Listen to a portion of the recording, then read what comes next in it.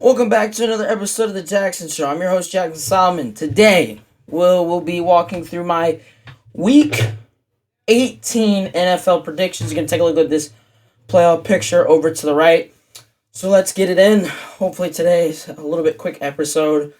If not, we ball. So, start off with our Saturday games. Today is Saturday. I'm publishing this on a Saturday. Hopefully before these games kick off. I think the first one kicks off at 4:30 between the Ravens and the Cleveland Browns. I don't know why it has the Browns highlighted as the winners, but we're going to change that really quickly. So, what to say about this game? Don't expect it to be close.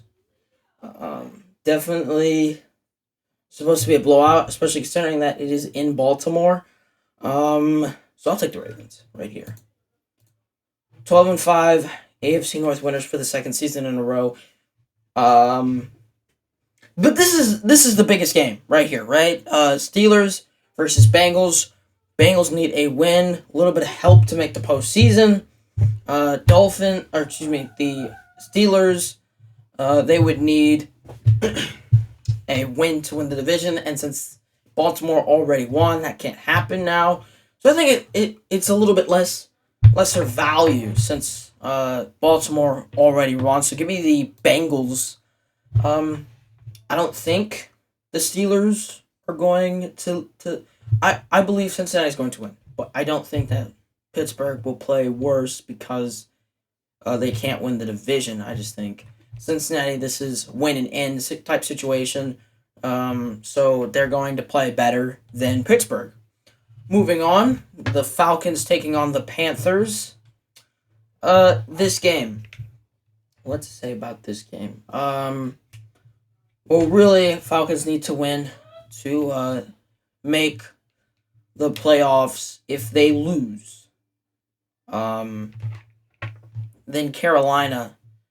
If they lose, then Tampa Bay wins the division. But just going with this, I'm going to take the Panthers here. I like Carolina.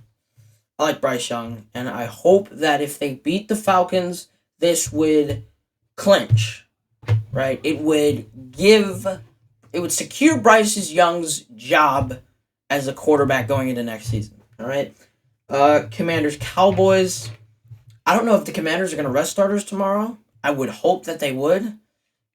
Specifically, I hope they rest Daniels, McLaurin, their defensive line, the secondary. The secondary is already a little bit banged up. So I would hope they rest starters. So give me the Cowboys to win. If the Commanders do rest starters and so keep those players from playing. Bears, Packers. Packers are already in the playoffs. Bears are not.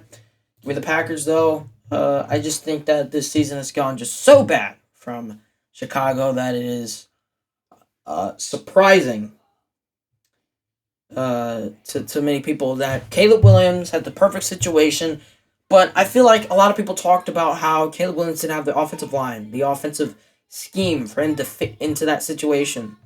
It just wasn't right for Caleb Williams. So they struggled a lot throughout the season. It's very disappointing to see this team have 4 wins. I think it ends with 13 losses, though. Give me the Packers in this one. Colts versus Jaguars. Apparently, the Giants don't care about their playoff positioning because they beat the Colts last week, which I did not expect or anticipate. I do think that Anthony Richardson and the Colts will win it for the sake of Colts. Anthony Richardson needs to win to secure his job. I think that's what has to happen in this game. Bills versus Patriots. Josh Allen will play, and based off of that, nothing else matters. Give me the Bills to win. I just think that if Josh Allen's playing, he's too explosive, right? And besides the Patriots, you'd have to stop Josh Allen to win, right? I think this is the late window in Sunday. I'm not sure. But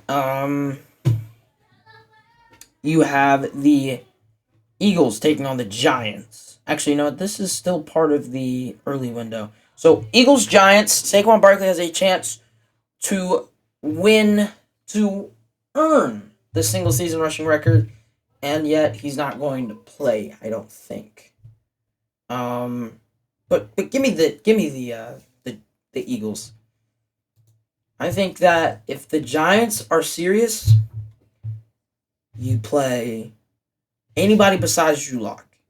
You say, Drew Lock, you proved to us that you are not the guy for this position, considering that you just beat the Colts last week, which would have given us a better playoff spot. Basically, you just compromise your position here in New York. We were supposed to draft a different quarterback. We were supposed to get Shedeur Sanders. We had the number 1 pick in the draft.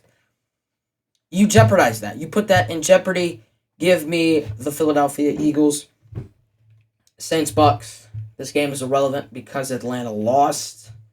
At least that's what I think is going to happen. But I don't care. Give me Tampa Bay.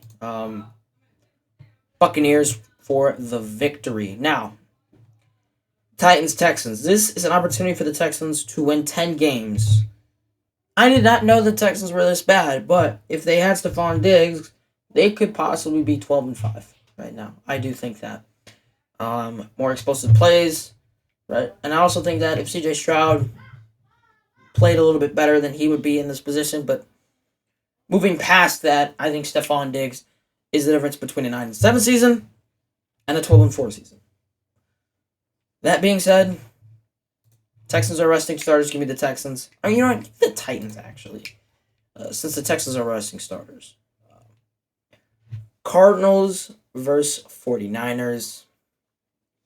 If I'm San Francisco, if I'm Brock Purdy, George Kittle, basically anybody, I'm saying, Coach, I got to be healthy for next year. I'm not going to play.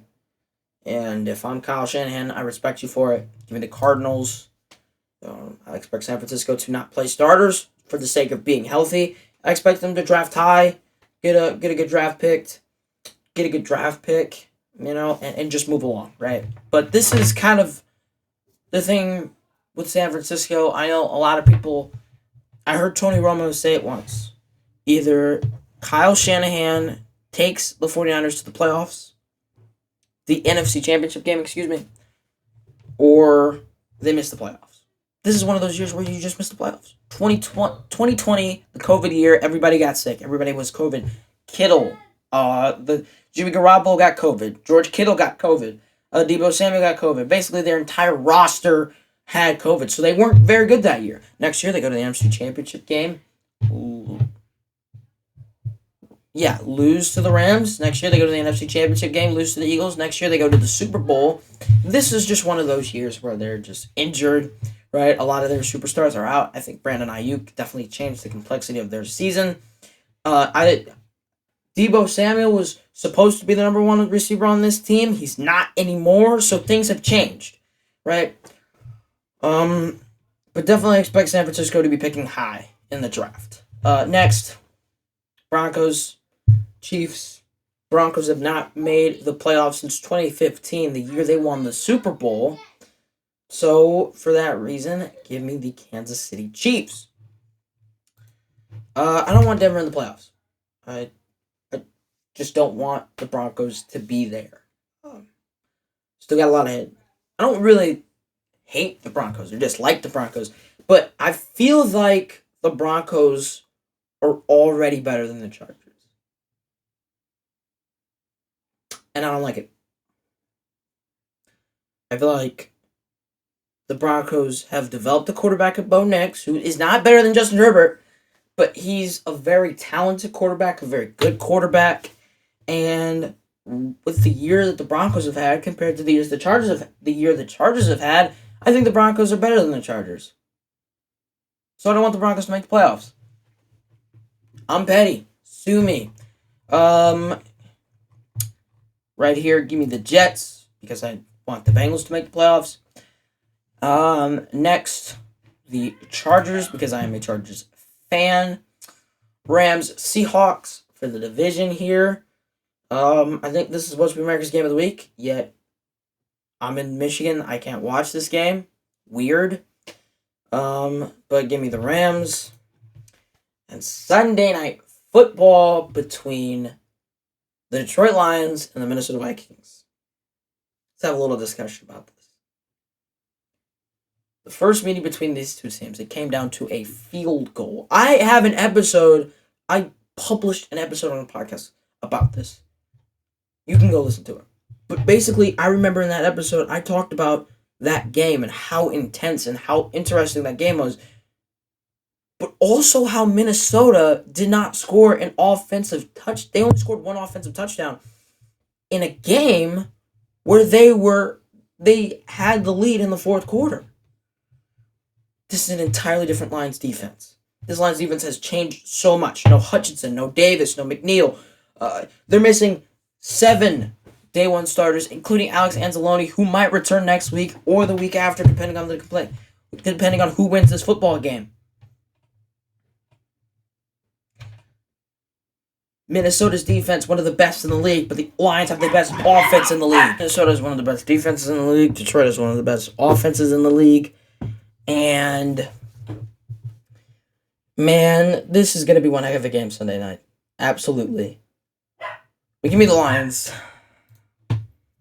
I don't know. I just think something weird's going to happen. And it's going to happen and force the Vikings to lose this game, just like it did in the first game.